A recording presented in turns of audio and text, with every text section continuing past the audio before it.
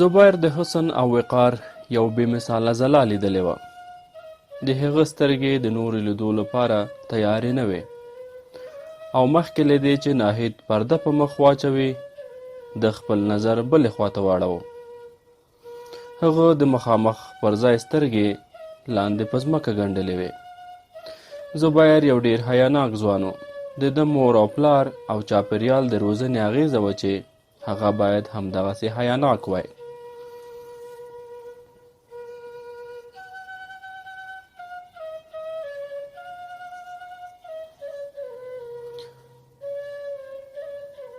پر دې سربیره زبیر پر ځان پوره باور او کنټرول درلود.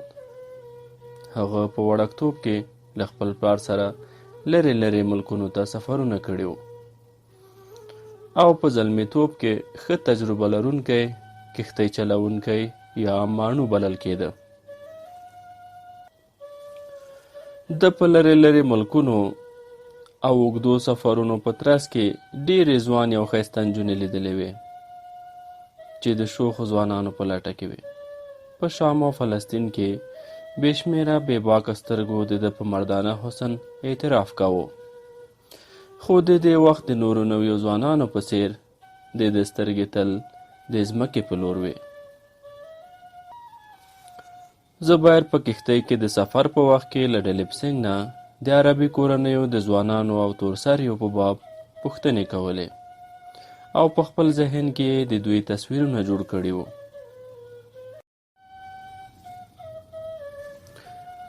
د ډلې پسنګ نه یې د ابوالحسن او کورنۍ په باب چې کومې پوښتنې وکړې د هغه له خبرو نه یې دا نتیجه اخیستې وه چې د ابوالحسن کورنۍ به په عادتونو، ژوندانه او څېرو کې له نورو عربو سره خامخا توپیر لري. د ده دلچسپي د نورو په نسبت د ابوالحسن له کورنۍ سره زیاته وه او چې کله یې د خالد څخه د مور د مرګ کیسه واورېده دغه خواخوږي او دلچسپي نوره هم زیاته شوه او اوس یې پر دې سربیره د یوې ویرمنې نجلۍ سره د خواخوږۍ او همدردۍ احساس کاوه.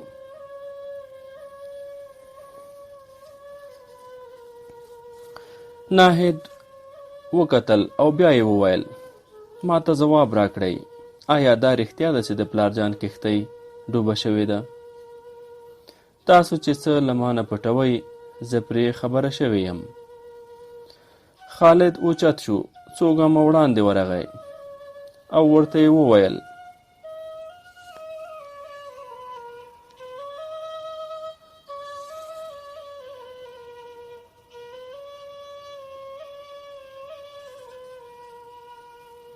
خور جانې د تقدیر په مخ کې د هیچا زور نشته.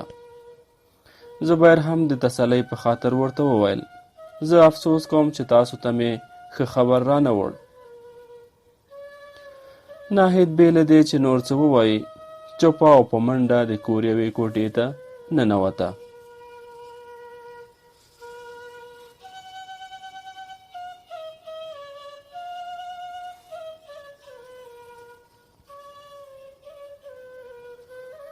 خالد لږ شېبه دوزړی او په اندېښنه کې ولاړ و. بیا یې زبیر ته وکتل او ورته یې وویل زه اوس بیرته زر راځم. هغه هم په بیړه د ناهید کوټې ته ورننوت. ناهید په کټ پړمخې پرته وه او سلګۍ یې وهلې. ورور یې تر مټ ونیوه او پر سر یې لاس را تېر کړ او ورته یې وویل ناهیدې صبر وکړه.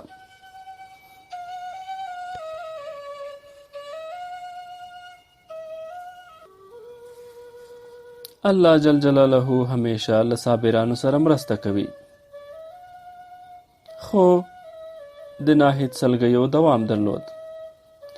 علي لږ شېبه له زبیر سره پاتې شو، بیا ورو ورو د کوټې په لور ورغی. په دروازه کې د ناهید سلګۍ او ژړا واورېده. هغه ته ټوله نړۍ ماتم ښکارېده. لږ تم شو، بیا په نه زړه او شرم نه ډکه څېره ورو ورو د کوټې ور خلاص که او کوټې ته ورننوت. د خالد په وږی لاس کېښود او ویې ویل ناهید خور مې ولې ژاړي؟ خالد چې د ده له اوښکو ډکو سترګو ته وکتل، مینه یې پرې راغله او ورته یې وویل: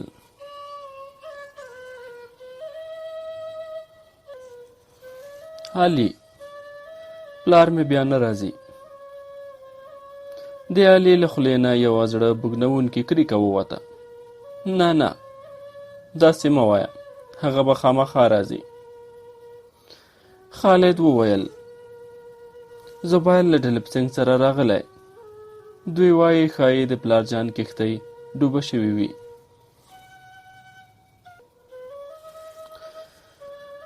د علي له سترګو نه د اوښکو چینې وخوټېدې او شونډې یې بوڅې بوڅې شوې او له کوټې نه ووت.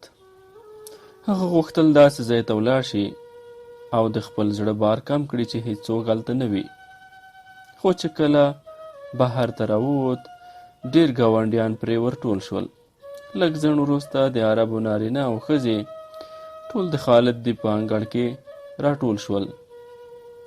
خالد چې شور واورېد، بهر راووت. په ګڼه ګوڼه کې په یوه شیبه کې 20 پوښتنې واورېدې.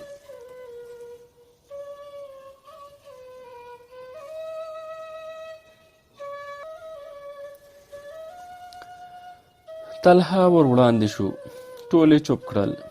بیا یې له خالد نه پوښتنه وکړه: آیا د کښتۍ د ډوبېدو خبره رښتیا ده؟ خالد د هو پر ځای سر ورته وخوځاوه.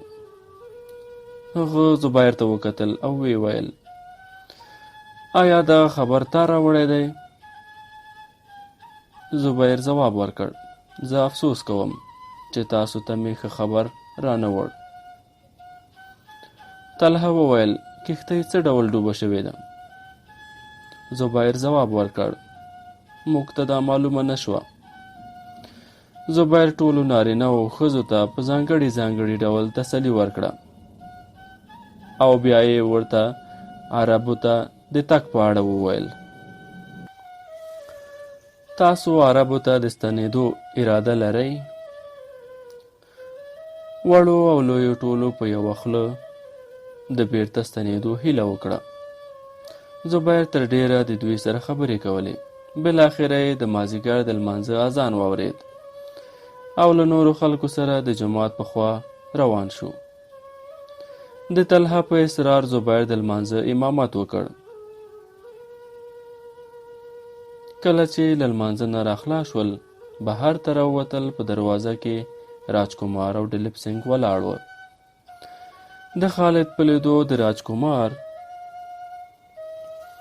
په تورو او ځلېدونکو سترګو کې اوښکې وځلېدې. راوړاندې شو، خالد ته ورتر غاړه شو.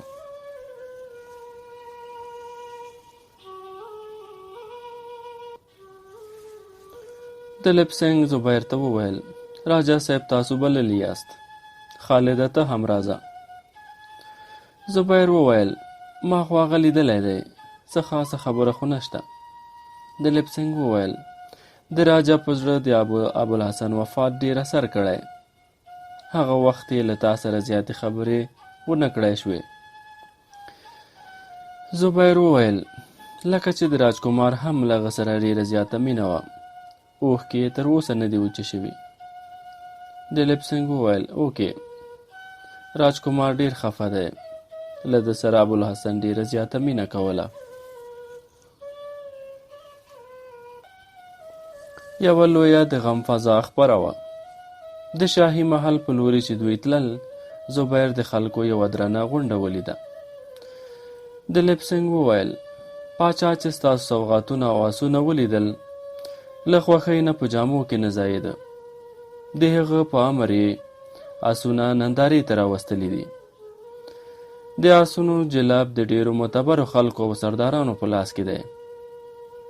که پاچا د ابوالحسن په غم ویرمن نه وای، پخپله به هم دې نندارې ته راغلی و. زبیر چې ور نږدې شو، هغه 8 تنه سرداران یې ولیدل چې د آسونو جلبونه یې په لاس کې وو، چې ده په دربار کې په کرسیو ناست لیدلی و. په آسونو داسې شالونه غوړېدلي وو چې په قیمتي غمیو ښکلي شوي وو. راجکمار په مسکا زبیر ته وویل: آیا ستاسو په هیواد کې هم د آسونو دومره قدر کیږي؟ زبیر ځواب ورکړ: نه، موږ یوازې د دوی د اوبو او خوراک خیال کوو. د لپسنګ وویل: دا د آسونو قدر نه دی، د آسونو د رالیږونکو په درناوي دا کار کیږي. په اسمان ورېځې راخورې وې او نسبتاً معتدله هوا وه. راجا د ماڼۍ د دوهم پوړ له یوه کړکۍ نه د سمندر په لوري کتل. زبیر او ملګري ورغلل.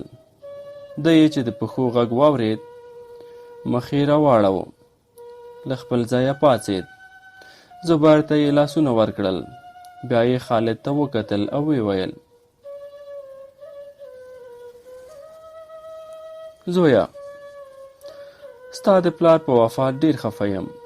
زما په خیال د دوی کښتۍ د طوفان په سبب ډوبه شوې. خو که دا ثابته شوه چې د دوی په کښتۍ چا یرغل کړی او ډوبه کړې ده، نو زه به د هغوی د ځپلو لپاره خپل ټول پیلان او بیړۍ د بصرې حاکم ته وسپارم.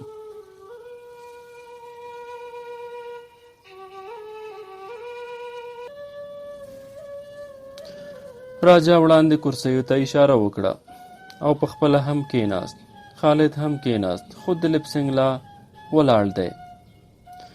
راجا د لپسنګ ته وکتل او ویې ویل: کېنه، تا ډېر لوی کار کړی دی. سر له سبا نه د نورو ټولو سردارانو نه وړاندې له شهزاده سره نږدې په دربار کې کېنه. او بیا یې زبیر ته وکتل او ویې ویل: زه د بصرې د والي د خوښۍ پر خلاف څه نشم کولی، خو که ته د عربو زامن بې سرپرسته ګڼې او له دې ځایه بیا یې زه ډېر خفه کېږم. زه هغوی خپل بچیان ګڼم. که دوی دلته اوسي ټول ضرورات به یې د شاهي خزانې نه حواله کړم. تاسو له هغوی نه پوښتنه وکړئ. که دلته په تنګ او په زحمت وي، تاسو یې له ځان سره بولی شئ. زبیر ځواب ورکړ: هغوی هیڅ شکایت نه لري. له تاسو نه ډېر خوښ دي او زه د دوی پر ځای له تاسو نه مننه کوم. خو موږ نه غواړو چې زموږ د قوم یتیمان د دومره لرې پاتې شي. د دوی ښه روزنه او تعلیم هلته ښه کیدی شي. وروسته بیا که بیرته دلته راستنیږي نو بیرته به راواستول شي. راجا پوښتنه وکړه: تاسو ټول له ځان سره بیایي؟ زبیر وویل: نه، طلحه او څو نور سوداګر به پاتې شي. راجا وویل: خالد او خورې هم دلته پاتې کیږي. زبیر وویل: نه، هغوی هم له ما سره ځي. راجکمار په غمجنه لهجه وویل: نه، هغوی موږ نه پرېږدو چې ولاړ سي. خالد ته ما ورور ویلی دي. د پردې له شانه یو ښځینه آواز اوچت شو: او ناهید زما خور ده. بیا یوه 14 کلنه نجلۍ د راجا په مخ کې ودرېده. هغه هم د راجکمار په څېر غنم رنګې وه، خو د بڼې جوړښت یې ښکلی او زړه وړونکی و. سترګې یې ښکلې او ځلېدونکې وې. خالد ته یې وویل: وروره، مورجانه دې غواړي.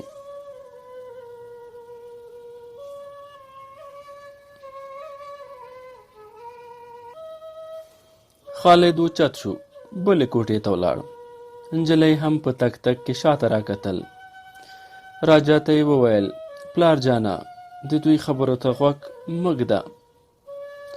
راجا زبیر ته وکتل او ویې ویل: ودې لیدل؟ زبیر وویل: ډېره ښه ده، زه دوی خپلې خوښې ته پرېږدم.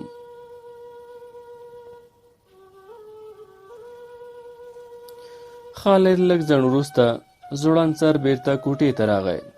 په خپل ځای کېناست. راجا پوښتنه وکړه: زویه، زبیر دا فیصله تاسو ته پرېښوده. اوس ته ووایه چې ځئ او که دلته پاتې کېږئ.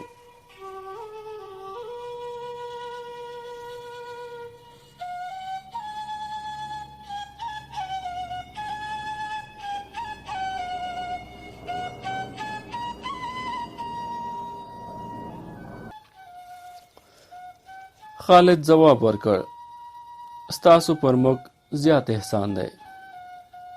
که زما اراده وای چې آرام ژوند وکړم نو ما به تاسو هیڅکله نه وای پرېښودی او زه به هم دلته اوسېدم. خو زموږ قوم په لرې لرې هېوادونو کې جهاد کوي او زما په رګونو کې د یو مجاهد وینه ده.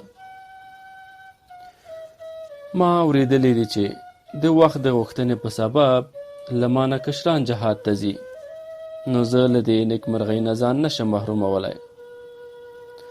راجا تر لږ ځنډ وروسته سر ښکته واچو او په چرتونو کې ډوب شو. بیا یې سر راوچت کړ او ویې ویل: زویه، ته د ابوالحسن زوی یې. که تا دا اراده کړې وي نو زما باور دی چې د نړۍ هیڅ ځواک تا نشي راګرځولی. هغه قوم نیکمرغه دی چې میندې یې ستا په شان زامن زیږوي.